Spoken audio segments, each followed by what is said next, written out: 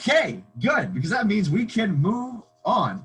So we've proven these two guys valid. Now we're going to list a bunch of other arguments, and I'm not going to prove them, which screams a homework problem. So we'll see about that. But anyway, there's more arguments we can make than just this. Arguments are just things that connect the truth premises to conclusions. So we can start thinking about what are other premises that we know necessitate certain conclusions. For example, we can have P. If your only premise is P, you can conclude P or Q, right? This is called generalization, right? And this should make sense. I mean, you guys can prove it in your homework, but it should make sense that if you have P, then clearly P or Q is true, right? That makes sense to me. Let's go over another one, which is if you have P and Q, well, then clearly P is true, right? Actually, I'm gonna write that over here. If you have P and Q, then clearly P is gonna be true. And for the same reason, if you have P and Q, clearly Q is gonna be true. So these are two slightly different arguments. And these are both called specialization. The reason being, right, that we have this statement, you have this more general statement that P and Q is true. You're specializing to just P or just Q. That should make sense, right? But again, you have to prove it. You have to prove that the premises are satisfied. The conclusion should also be satisfied. But I'm just telling you these arguments will prove it later. Next we have, oh, this is my favorite one, I think. I like this one a lot. Elimination. And that goes like this. If you have, I'll put it right here.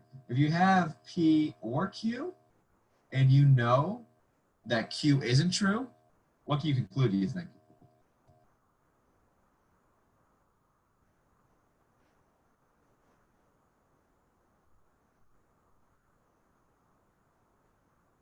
I can smile all day.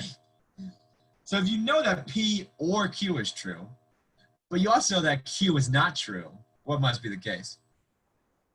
P is not true? Well, P Well, is true. P is true, right? If you have that P is not true, then that's saying that both P and Q aren't true, but then P or Q won't be true. Right? P or Q is saying one of them's true. So if you know one of them's true and not Q is not true, well then P must be true because you know one of them's true. That didn't make sense. And then kind of the other way around for this guy is if you had P or Q and you had, if you have P or Q and you have not P, then you know that Q must be true. Using the same reasoning. Once again, I haven't proved it yet, but don't worry, someone will. And this is called elimination. Like that. And then what else we got? We have, this is called transitivity. This one's simple. If you have P implies Q and Q implies R, what do you think we can imply there? Or what do you think we can conclude there? P implies R. P implies R. Exactly. Because if P, then Q, if that's true, and if Q, then P, well, if you have P, then you have Q, then you have R, right? So this P implies R. It's not a proof, it's just some intuition. This is called transitivity.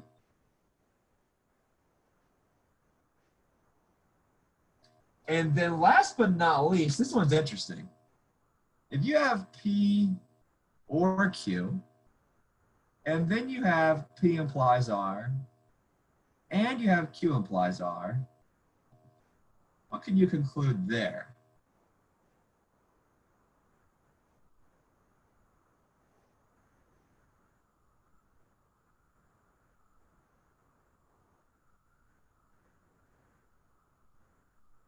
What do you guys think? Throw out a guess.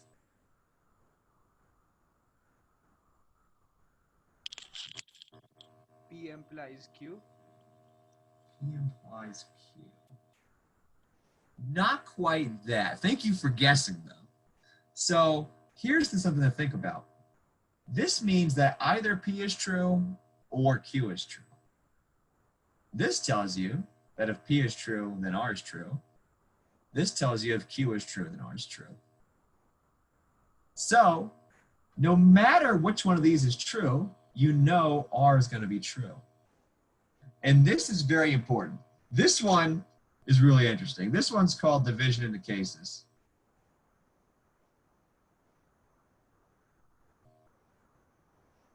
And it happens all the freaking time in math. It shows up all the time because for some reason in math, a lot of times we can't say that one thing is true. We can say one thing or another thing is true.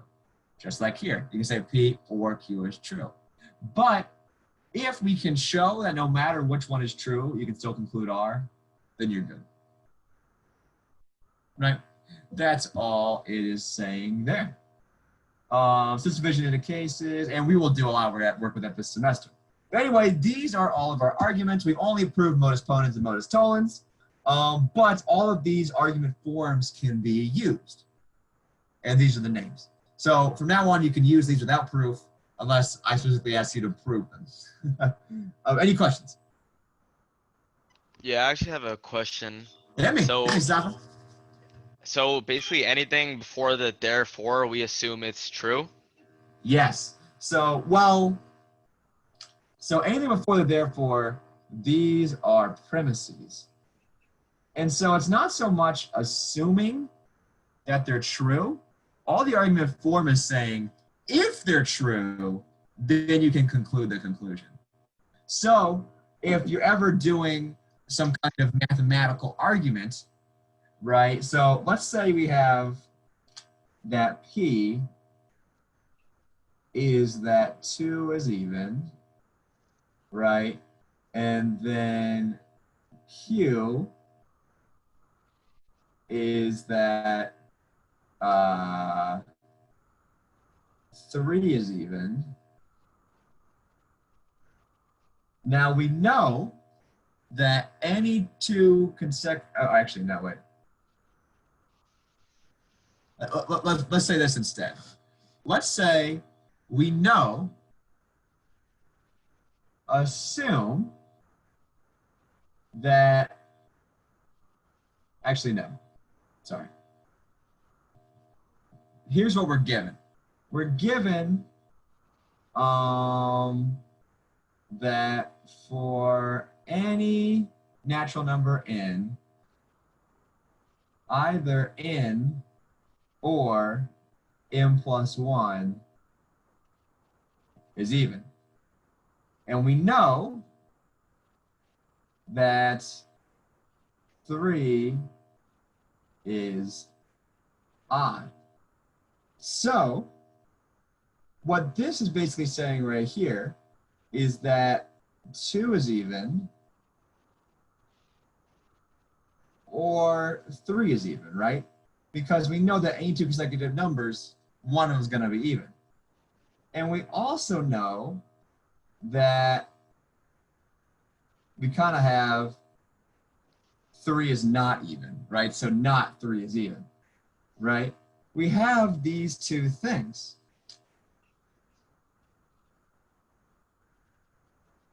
So if you have these two things as a premise, what can you conclude based on what we have here?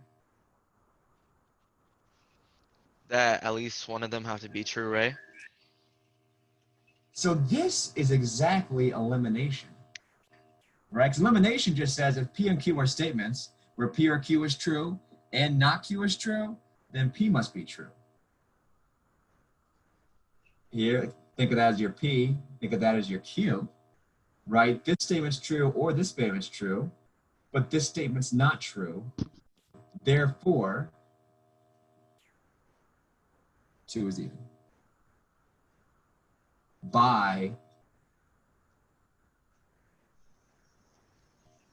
elimination.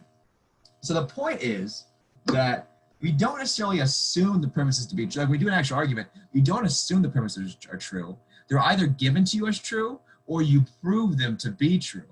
But then once you have the premises are true, our argument forms tell us you can conclude the conclusion. You can deduce the conclusion, maybe I could say. The argument form tells you that whenever the premises are true, the conclusion is true. So it doesn't matter how you get the premises to be true. If you get them true, you know the premises, you know the conclusion is true. Now, when you're proving an argument form, when you're proving that, you do assume the premises are true because that's the only case you care about, right? The argument form is a care about when these aren't true. This is saying, right, like the generalization is saying that if you have P, then you know P or Q. It's not saying anything about when you don't have P. When you don't have P, generalization doesn't care at all. Make sense? Yeah, I think I got it now. Thank you. We're gonna do more examples, so it should make more sense as we go along. But yes. Now for my favorite part. You almost had a Mardi Gras colors there. We should have a yellow, a golden, a board marker.